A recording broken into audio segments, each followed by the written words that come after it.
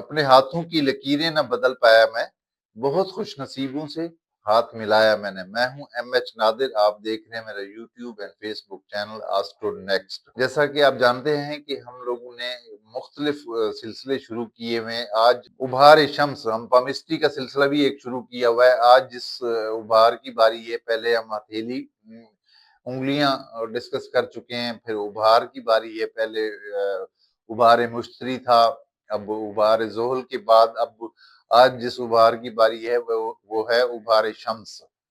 شمس، ابھار شمس کا تعلق شہرت، ذہانت اور تخلیقی آرٹ سے ہوتا ہے۔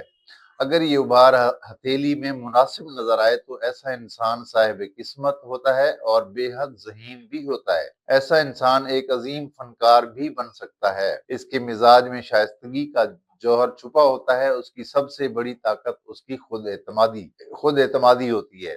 یہ حسن و جمال کا پرستار بھی ہوتا ہے۔ اگر یہی ابھار شمس بہت زیادہ ابھرا سا ہو اور پرگوشت نظر آئے، یعنی موٹا موٹا سا نظر آئے، تو یہ دولت کی سخت ہوس اور بھوک کو ظاہر کرتا ہے۔ اس میں کوئی شک نہیں کہ یہ کسی بھی جائز اور ناجائز ذرائع سے دولت مند ضرور بنتا ہے، تاہم اس کے ساتھ عیش و عشرت کا پجاری بھی ہوتا ہے۔ دوسروں کی کامیابی کو دیکھ کر اندر ہی اندر جلتا رہتا ہے۔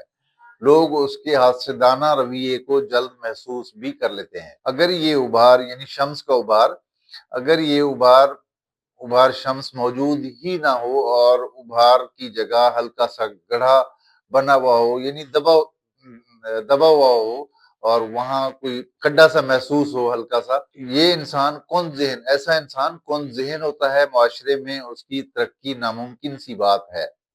حسن و جمال کے معاملے میں کورا ہوتا ہے، آرٹ سے اس کا دور دور تک کوئی تعلق نہیں ہوتا۔ تعلیم کے معاملے میں پیچھے رہ جاتا ہے، ذہانت میں کمی کی وجہ سے ترقی نہیں کر پاتا۔ اس کا ذہن ایک محدود سوچ تک رہتا ہے، کاروبار میں اکثر نقصان بھی اٹھاتا رہتا ہے۔ یہ تھی ہماری آج کی ویڈیو۔ میری ویڈیو کو لائک بھی کریں اور اس ویڈیو کو دیکھ کر اپنا ہاتھ دیکھ سکتے ہیں۔ اپنے ہاتھ پہ شمس کی جو لکیر ہے، یہ شہادت کی انگلی، یہ بالکل چھوٹی چھوٹی انگلی ہے، اس کے برابر والی انگلی کو شمس کی انگلی کہا جاتا ہے۔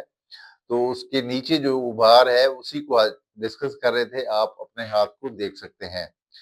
اپنا خیال رکھیے، جلد ملاقات ہوگی۔ اللہ حافظ۔